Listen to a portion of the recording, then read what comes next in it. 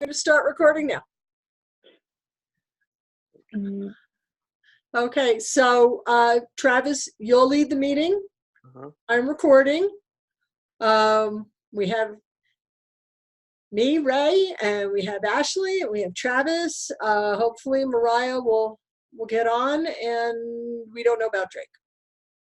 So So the first question starts off, in your opinion, what are the most powerful forces shaping the values of youth culture today? What would it take to reverse the widespread aversion to math and science? What is your 21st century version of Sputnik in terms in this term? If this term is new to you, please investigate before answering the question. So I think there's a lot of things shaping the values of youth culture today, but I don't think it's very different from anything that shaped youth culture in the past. I think youth culture is kind of like a lot of counterculture, and kind of pushing back against what's considered to be grown up and adult. So you see things like it's a lot of social media that's uh, shaping youth culture. I see a lot today, especially seeing how young kids are when they get phones and when they start getting on social media.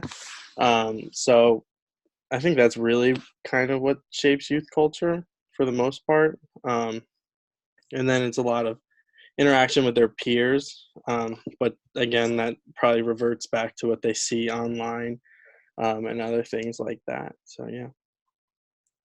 So I want to. so, Oh, go ahead, Ashley. Go ahead. 'Cause I'm going to share sorry. a perspective, but I'd like to hear from you first. All right. Sorry about that. So I was gonna add on based on the values of youth culture today. Oh, there's my. Oh yeah, yeah. Oh, great. That I believe that it's very different from the generation before due to all these technology advancements and all these social media. It highly impacts all these youth, and also even mentally, it does differentiate from the last generation to this generation. So I believe that's a very important factor in the youth culture. Yep. Mm-hmm. I would agree with that. So I'm old.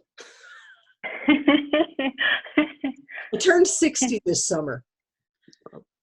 So trust me, I'm old. And even more interestingly, my parents had their family when they were in their 30s, which was unprecedented for their generation. It was very unusual. So I'm a tail end baby boomer raised by a couple that was born in the Great Depression and met and married in World War II, which stretches out the generations and gives me a different perspective. So, Ashley, your point about the changes across that generation gap, I think, is very on target. Especially, and Travis, you mentioned social media. So social media is a thing that is particular to youth culture today because it didn't exist. We didn't even have computers when I was in high school, like literally. There was one of those that you could write in code and it would print out on like a teletype machine, and that was my senior year. So the interaction with social media didn't exist. And the pressures that it puts on young people today. I have an 18-year-old son. I swear I have no idea how his brain works. He's very smart.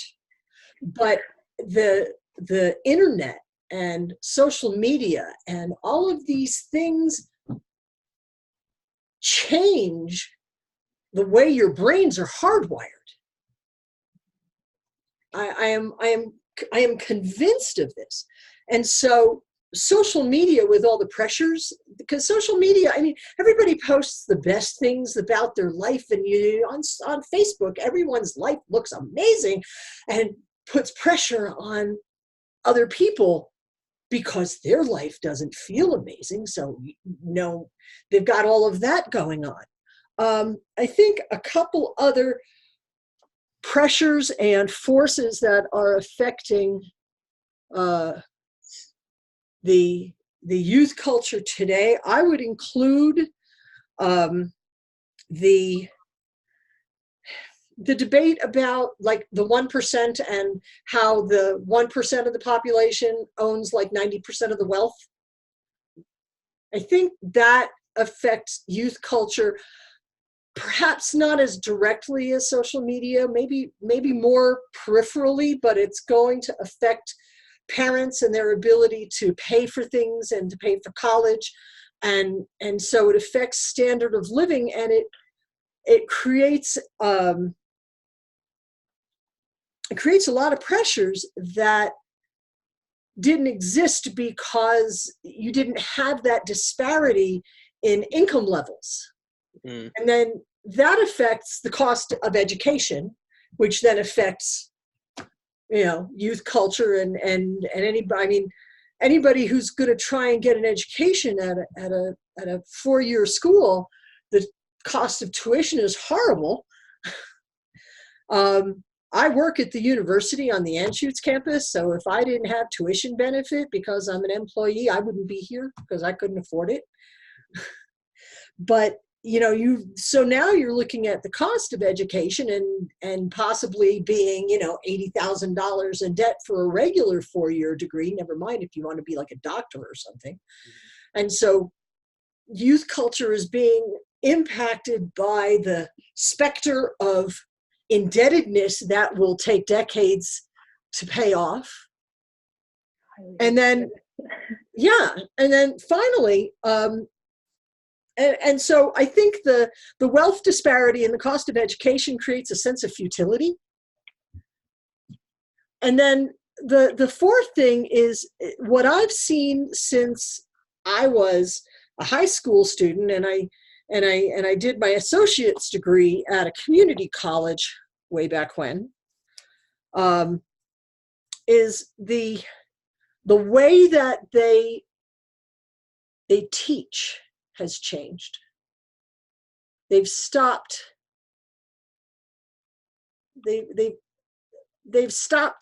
teaching, and they've been training to tests and take more tests and when I was in high school, we took an SAT. Well, no, I'm sorry. You had PSATs in your junior year and the first half of your senior year, and then you took the SATs the second half of your senior year, and that was it. I do remember one dot test in like middle school. That was it. Yeah, when I was in high school, they started a new standardized test that we all had to go in and take, and it was like twice a year. The park? Yeah. Oh, I hate those things. It was crazy. When my son was when they first started the park tests, the parents had an option to opt their kids out of the park test. Yeah. And at the school my son was in, I live in Elizabeth, which is a small rural town. It's about a square mile of actual land. There's a lot of people in the extended zip codes in the county, but we have more cattle than people. And so many parents opted their children out of the park test that the school sent out a message that said, if you've opted your child out, keep them home. We don't have anywhere to put that many students. There was like 80% of the parents opted their kids out of this test. Yeah. So. Yeah, I had to take it. My mom didn't let me opt out. Yeah, same here. And I also recently graduated from high school because I'm only 19, so I'm still kind of, yeah. Gotcha. But yeah, I completely agree, especially with financial wise of the youth culture. It's so much different from the past. We have a lot more hard time too, but also it's kind of easier for us because we have a lot more opportunities to do anything really. So I think those are the differences. Education wise, we have now kids who they're trying to make a law or something for the school system where if kids need day off or a week off of due to their mental health going down, then that's a thing. So there's so many difference of the generation now than last time. And I feel like social media does make the youth very sensitive in a way because everything is shared, everything you could see online. Yeah. All right, so the next part of that question was, what would it take to reverse the widespread aversion to math and science? Do you have a widespread aversion to math and science? Because that's a serious question. So, no. That question to me is a hard one to answer. Okay, may I ask a really quick question? So does that question mean like the hate to math and science? Like, I'm really confused. I'm sorry. Because when I looked up the word aversion, it says dislike. Yeah. So dislike of math and science, how can we reverse that? That's the question, correct? That's the question. Okay, I just want to make sure that I'm on the right side. Right. No, I actually really like math and science. I think science is really interesting. I'm not very good at science, though, to be clear. But I was good at when I was in high school, I took math, and I got A's in math all the time. And I like finance now, but I don't know how to reverse the widespread aversion because I don't see there really being one. I know, like, my best friend's going to school to be a doctor, so he obviously enjoys science. Yeah. So I don't know what it would take to reverse it because I don't see there being a widespread aversion. Well, in my opinion, there's a difference in culture. So in America, it's not very strictly an advanced especially in the schools with technology and mathematics, as in Asia or pretty much anywhere else.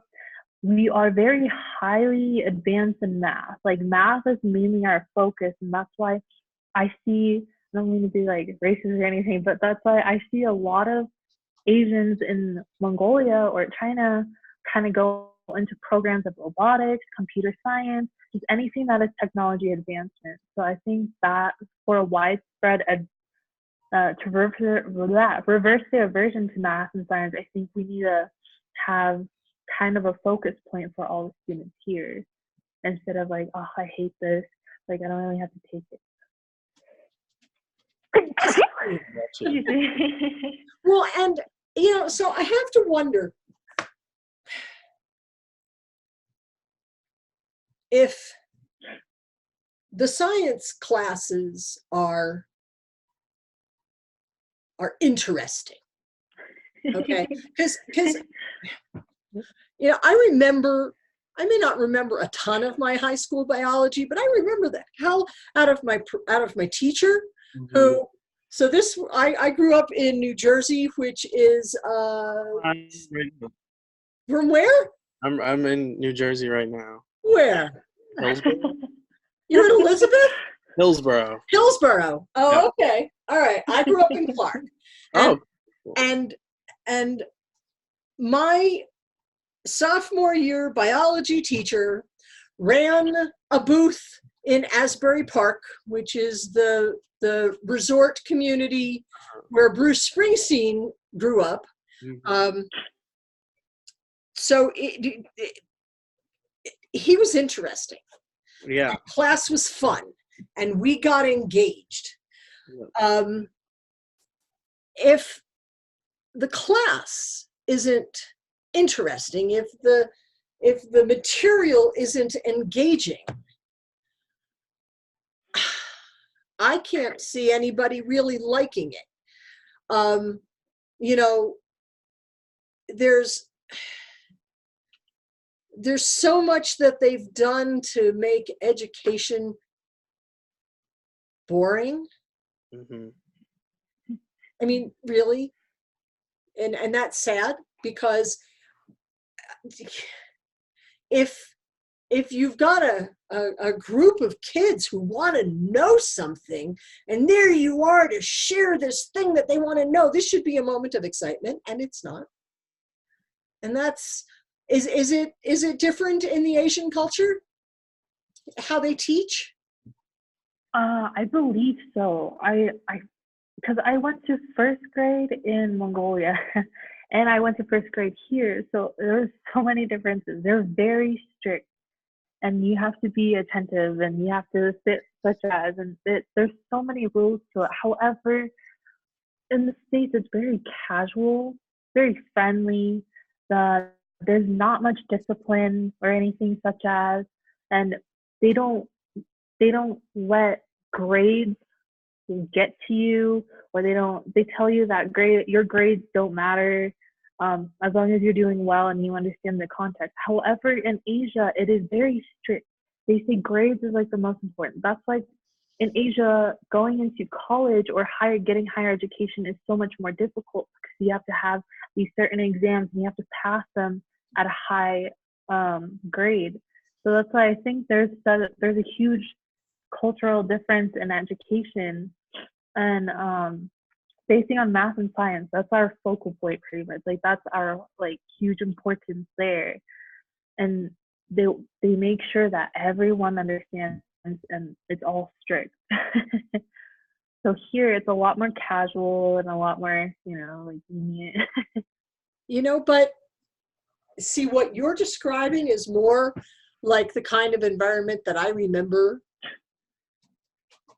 and I could talk about some stuff that happened and how they've gotten to where they are now with education, and it's not relevant to this discussion, but they made some very bad decisions about how they were going to try and make education better and failed.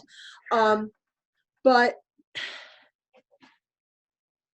I think that we've lost some of the structure and some of the framework,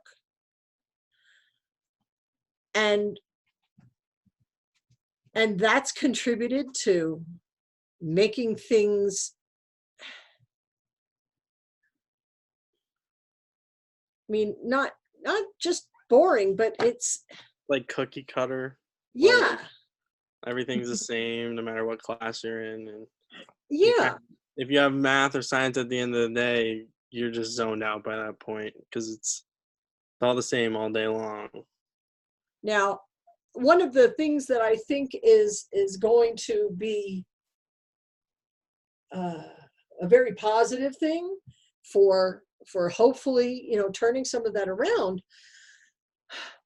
So I got so tired of my local high school, I yanked my son out and I enrolled him in the online K-12 program. Okay. Which was the best decision ever, because that was a bunch of teachers who were interested in the students. None of them had zoned out. By the time, in the first 2 weeks that he was enrolled in the K-12 program, I had more emails, phone calls, text messages and contact from those teachers that I had had from all the other teachers in the high school in the previous 2 years. And they cared not about, did he make a deadline? They cared about, did he learn the information? And his advisor is the reason he passed, because I was at my wit's end. But, when you take that technology and you apply it to education and you make it possible for the students to interact with each other in a virtual classroom, but it gives you the ability to, each class was recorded. So if he didn't understand something, he went back and he played the recording and he could go through it again. And so it not only puts you in a group with that you're going to learn with, but it gives you the ability to go back over it and relearn it at your own pace. And I think that that's got a lot of potential for changing some of the things we've been talking about that make school suck. So really, so like to reverse it, you're saying we have to change what the whole education system and how it's framed. I think we do. Yeah. I agree. I highly agree. I think, yeah, the way you said the potential and how it's more involved with the student, I think that will help a lot actually, with every student being like, oh, that's what it was. Okay, now it makes sense. Now it's interesting. Maybe I should continue, like, such as. So it's very, I think what you said, I 100% agree. Very important to have a connection and have to understand. Sorry to cut you off. No. So the last part of that question is, what is your 21st century version of Sputnik? So I don't know if you guys looked that up. That was like they're like satellites that satellite, yeah. So to me, I think it would be like social media and really like the whole internet and how it's kind of just changed the entire way we move forward. The way technology grows so fast now, it's kind of crazy. And every year something new comes out that you're just like, I didn't know that was possible. So. Yeah. The USB drives. I know USB drives are like really common, nothing exciting. USB drives came out and it was like, oh my God, what is this? What is this amazing, cool thing? Oh my God, I can put 50 meg worth of information on this little widget. And it's only going to cost me like $75 to buy it. Well, now you could just put it up in the cloud somewhere. Oh yeah. Oh my God. That's scary. Actually, that's cloud is scary. But now it's the same idea. Well, I know, but but there are some potential threats, being like, oh, we'll leak it or like we'll hack it. Yeah. But yeah, it's just funny. But I do 100% agree that it is based on the internet. I think ever since the internet, that was our version of Sputnik. Ever since then, there's like new technology coming out. Even we have robots. We're having like new robots come out. Like the Alexa is insane. Because it could voice recognize you and say, like, figure out what you're saying, which is very, very, it's kind of advanced, especially for me, because I'm like, wow, does she even listen to what I'm saying, you know? Also with social media, it kind of connects to the youth culture and like how broad it is. It's just based on all technology. Like you never know when the next iPhone's gonna be. Like now it just looks like it's crazy. There's 2 lenses. Who would know that a phone needed 2 lenses? So it's just like a different type of thing. It's just crazy. Yeah, and you're like, a phone with 2 lenses, and I'm like, wait, what? Phones have lenses? What? No, yeah, see, all of that. But see, what you're saying, you know, when I was so when I was a kid in the 60s, and there the Sunday paper, the Sunday newspaper, everybody got a Sunday paper, and the Sunday paper had a comics section. And in the Sunday comics was the Dick Tracy comic strip. And Dick Tracy was a police detective, and he had a wristwatch that had a phone and had stuff. And everybody wanted a Dick Tracy wristwatch. And now, iPhone, see? You've got a Dick Tracy wristwatch right now. But that's amazing. You know, that's that internet, and you have on your wrist the ability to interface with everything anywhere. And that is, you know, and I know that for youth culture, that's like, yeah, whatever. To me, I'm like, whoa, still, because you know, it's it's something that was always a dream, and you see these things come true. And that is the coolest thing ever. Yeah. Yeah. Yeah. Sputnik was what took us to the moon, because the Russians got up there first and everybody in the United States went, shit! Yeah, No way! pretty much. Yeah. And so that was the challenge. And granted, Sputnik was the 50s and I wasn't around yet. But, Sputnik was what put U.S. back up and made everybody start going for it. And that started the space race, and that started all of that. And Hi. Hello. Hi. I was like trying to get my computer to work so long. I was like crying and stuff. Sorry, guys. Hey, we only just started to wrap up the first question. Okay. So you're still here for a whole. Okay. Sorry, guys. Yeah. So I was like freaking out. No. Take a breath. Okay. Right. It's okay. I'm recording. Okay. Travis is leading. Okay. And we've just agreed that internet is probably the most significant force affecting youth culture. Definitely. And changing the way education is delivered to young people would be the way to reverse the widespread aversion to math and science. And the internet is the 21st century's version of Sputnik. Definitely. Okay, you want to kick in on any of that while we're still on question one? Definitely just the internet being the Sputnik, and I did hear you guys talking about like Alexa being like involved now and voice recognition, like that's never happened before. Definitely like all the self-driving cars and stuff that they're working on as well is also like a Sputnik, I believe. Oh, yeah. They have self-driving beer trucks in Colorado. Right. All right. So question 2. Friedman on China's recent achievements occurred despite the republic's corruption, noxious pollution, and lack of political freedom.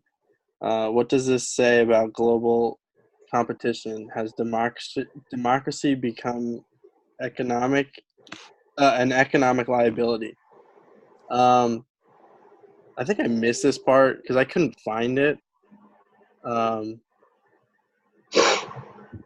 So I didn't really know what this question was talking about. Well, part of he talked about China and the fact that they built the whole big, it was like a convention center, wasn't it? It was a convention Yeah, the They convention built it in center, 8 yeah. months, and then he talked about how the Bethesda, Maryland escalator was still broken after 6 months. And so China could build this amazing facility in 8 months, and we couldn't fix an escalator in 6. Which is really pathetic. Right. So what does that say about global competition? Well, his perspective was America pretty much built, I guess, not like completely, but built the world is what I understood from it. He said that America had a lot of power in the world, especially with the homeland and security issue, and the American dream that all affects the world. However, he said because China is starting to gain everything, like the power, the manufacturers, he said that we're starting to lose power and we're not sure how to get back out there again, because pretty much I was reading the comments and I was kind of like rewatching it, and he pretty much is saying that all the answers we had was based on America, and China wouldn't be China without America's influence. So China is influenced by the United States, and the United States is influenced by China, and everybody is. Excuse me. No, no, no. Oh. Dog versus cat. and they're good buddies, but the dog was like, no, and it's like, don't even, not right now. The whole globalization development has really made it so that everybody's influenced by everybody else. I mean, it's been that way for. I took a European history class last semester, and they were talking about stuff that I look back and go, it's been going on since Europe started trying to colonize the rest of the world. And that, that's like the beginnings of some globalization. I don't know that we can say anybody is standing unaffected by other countries. So do you think that democracy has become an economic liability then? No. No. No, not at all. I think that democracy, okay. So democracy is not what we have here in the United States. We are a democratic republic, which is a perhaps fine point, but it's a different system than pure democracy, which was not functional without the level of technology that we now have available. So that whole debate about people wanting to get rid of the Electoral College is a debate between democracy in its purest form and the continuity of a democratic republic that has been the system. Democracy is, or at least the democratic republic that we have, has the ability to do tremendous things, but it's being severely mismanaged, and it's being usurped by the people that we elect that are supposed to do what we want and instead do what they want. When you think about it, the people in Congress act as though they're our rulers, and they're not, they're our employees. And they've forgotten that.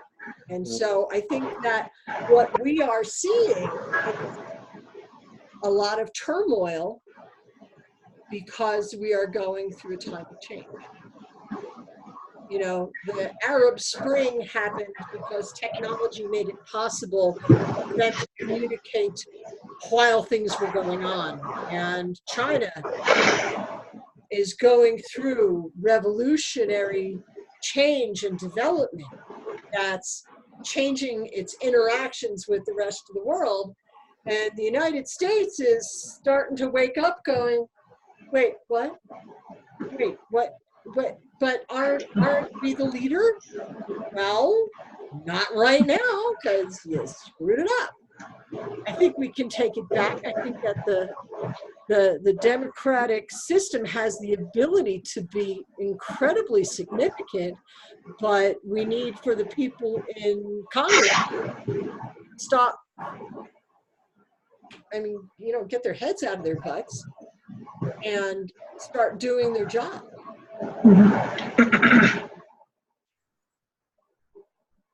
I agree. I don't know. I'm not gonna lie. I can't really put my opinion on it because I didn't completely understand what he said on about the economic liability. So I'm just gonna back out. So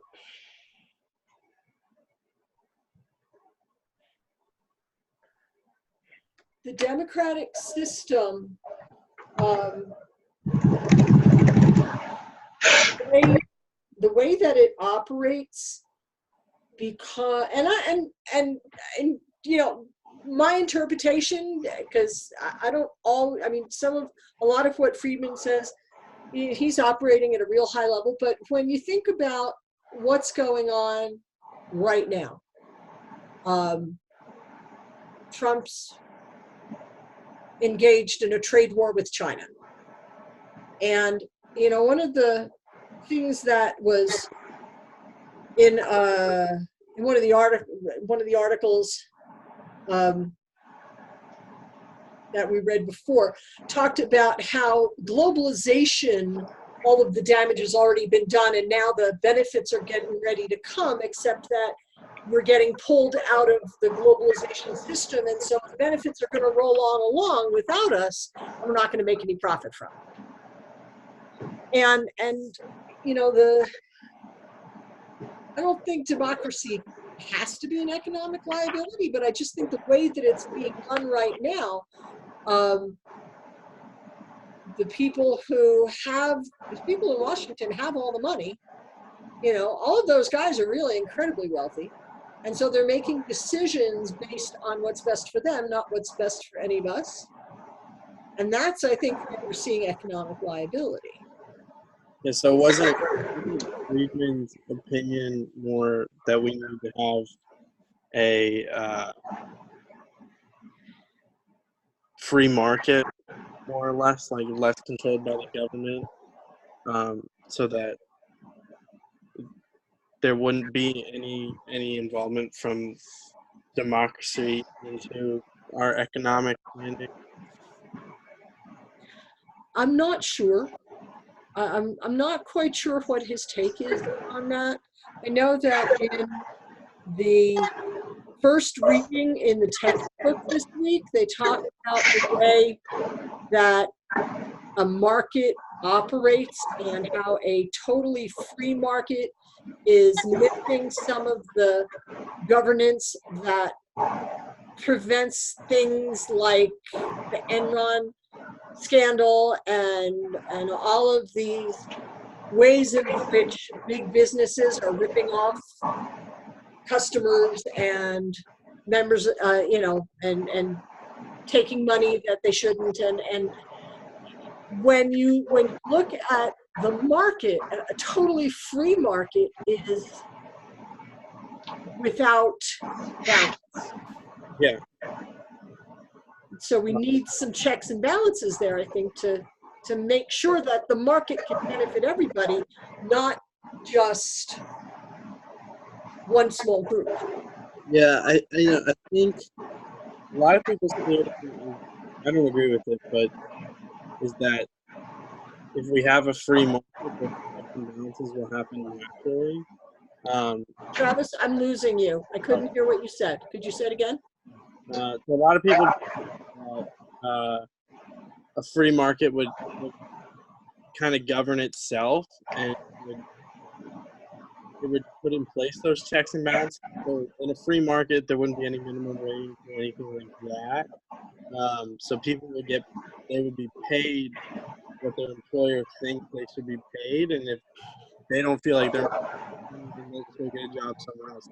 So I don't agree with that theory for what people think a free market would be. But it's been tried in other countries, and it doesn't end up working usually.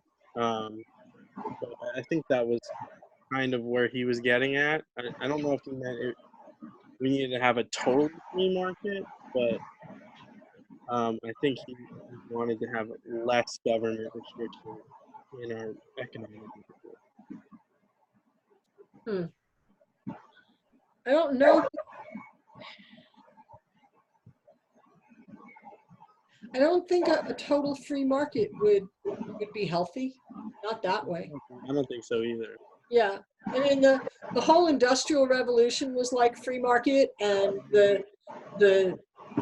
some of the checks and balances that developed grew out of the abuses at that point in time. I mean, you know, 6-year-old kids in weaving mills or copper or coal mines or things like that. You know, that's kind of stuff that a totally free and unregulated market encourages.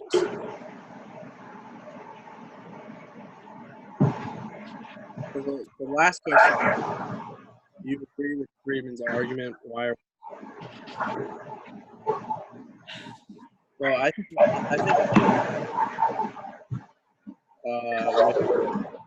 Hang on a second. Maya, could you try muting your microphone for a second? I'm getting a lot of background noise. There should be a little mute button down the bottom left of your screen. She got it. Yep. Okay. And then anytime you want to talk, unmute. Okay. So I agree that what he said, like each company feeds off of each other to move forward. And I think that's just always going to be the way it is. We all need each other.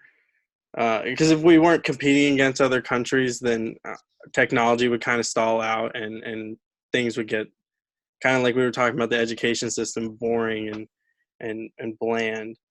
And then has democracy become an economic liability? We don't really know what his take was on that. But yeah. Well, I agree with you. Sorry, carry on. Yeah, go ahead. All right. I do agree with you, and I don't really completely 100% agree with his argument. Same way, I think, yeah, we pretty much build each other up. We pretty much help each other, like, get to that top point. Like, even if it's a global competition, we still kind of, like, rely on each other, because without competition, again, we wouldn't go anywhere, really. We'd just be very laid back.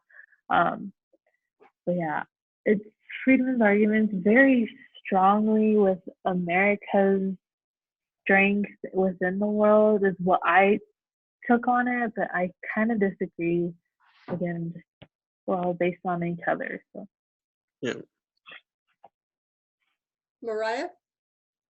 I gotta agree with what you both said as well. Like, basically, without the competition of other countries, like, no one's gonna race to kind of develop anything without the other people also doing it. Like, with us in Russia, I feel like we're definitely, like, pushing each other, like, more than anyone would ever push America. Oh, and the whole Sputnik thing. Yeah. Yep. So, yeah. And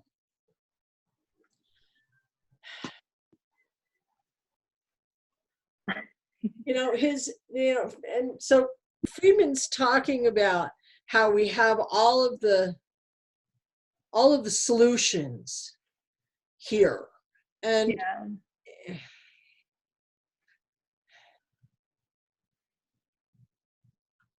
I'm not sure that I agree with him. I guess maybe we have the ability to develop them, but again, we're getting held back by our own government and our own cultural patterns that it's like there's this belief in the infallibility of the US system. And granted, the US system has a lot of potential. And, in World War II, which is the glory days of this country where everybody looks back and says, oh, we did such great things. Well, yeah, we did. That was good. But now we're not doing all of those good things.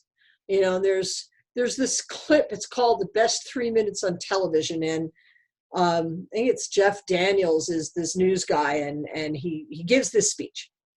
And he talks about, we built stuff and we waged wars on poverty, not on poor people. And this whole great speech, I recommend it.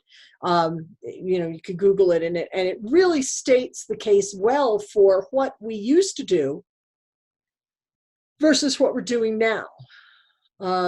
You know, the crisis along the southern border and the treatment of refugees and the treatment of immigrants or people who are here seeking political asylum. And there's like so much that's going on that seems completely antithetical to what we stand for as a country. And if that's the position that we're going to take socially and politically, then I think we're going to have problems economically because people don't want to do business with jerks. Pretty much. Not my first choice of word, but we're taping for EJ. So, you know, if we start doing stupid stuff, then who's to say other people can't go, well, fine. You want to put trade sanctions? We'll put trade sanctions. Mm-hmm. Instead of growing the market, we're doing things that can inhibit the market growth and crash economies. And I worry about that. I really agree. Yep. There are parts of Friedman's arguments that we do agree with, but there's parts that we don't agree with as well. Yeah, I think so. I think you're right. I think there's some things that he's really on top of, but so much is changing too. I mean, that video was from 2015? 2011. I thought it was 11. Oh, hey, that was 8 years ago. Lots have changed since then. And I think some of his positions were sound at the time that was made, but I don't think that they're as effective and on target now. Because he even said in one of the his interviews, or in the interview, he even said flatteners, his little book for article. He even said I was really close to guessing everything, but then he wasn't, because he said when he wrote flatteners, Facebook didn't exist, Twitter didn't exist, Skype was a typo, etc. And I thought that was kind of yeah, we just developed so fast, and you can't really extremely put a pinpoint and see this is where we are. This is what's going to happen. It's not like that, because the world's unpredictable, you know.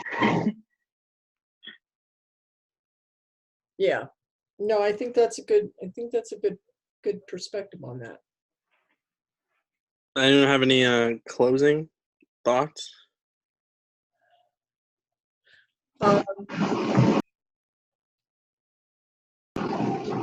I kind of just agree with what you were saying, Ray, too, with the refugee situation and Trump, just for a closing statement of we're kind of setting the example of what the rest of the world is going to treat refugees like, and if we're kind of already setting it up this way, it's not making us look good at all. Can you guys give me 2 minutes? My husband just sent me a text, and I got to go check on something real quick. I'll be right back. But yeah, I do agree with you. But at the same time, I don't know. I'm in between, because there are some countries that had refugees come in and they were declined. They're like, we don't have any room. We can't afford this. We can't take care of you, so we're not going to let you in. And it's the same as America. But at the same time, I agree, because some countries are very close related or allies to the countries that are in need of help. So they'll be like, oh my God, come in, we'll help you, we'll provide you with everything. However, I do, in my opinion, the way that U.S. controls refugees and people who are trying to seek asylum and immigration, there should be another way we could take care of that in a positive manner, instead of strictly saying, no, can't do this because you're not from here. I mean, you know, like it's just kind of a difficult, it's an iffy, it's a huge iffy. Yeah. Well, and I think that's a really good point because, you know, Friedman made in his video, he said there were 5 pillars Yeah. that supported American success. He said, you know, education, we make sure everybody's educated. Immigration, we're attracting the world's brightest minds and bringing them here and making them citizens. You know, we built really great infrastructure. We had rules for risk taking and capital formation, and that was governing the markets. And then we had government funded research. And, you know, immigration is being tossed out the window. Education has been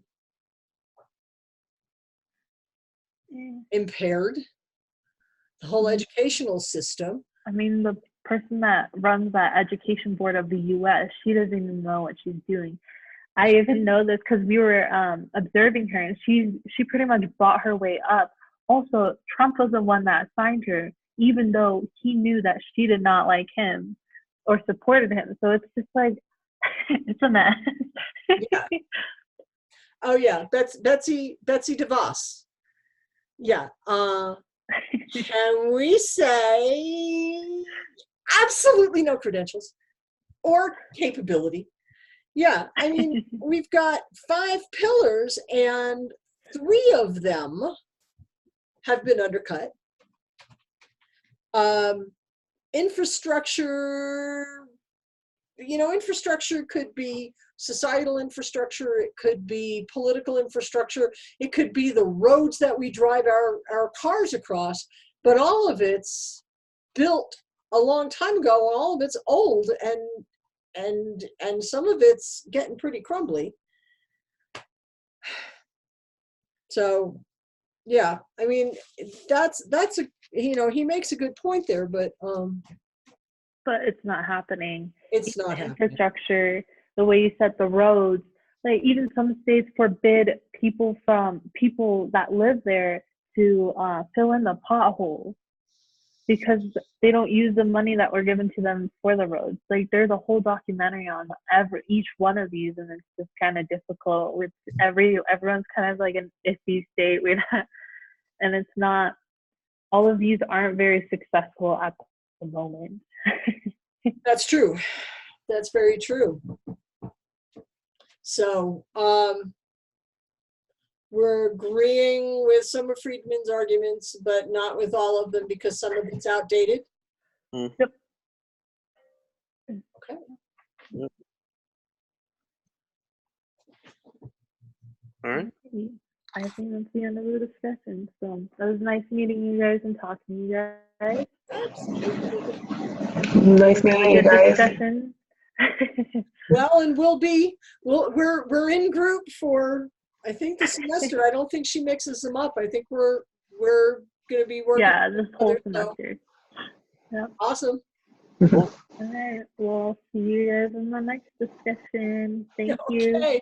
I will post this to the assignment. Perfect. Okay. Cool. Thank you All guys. right. Bye. Thanks. Bye. Bye-bye.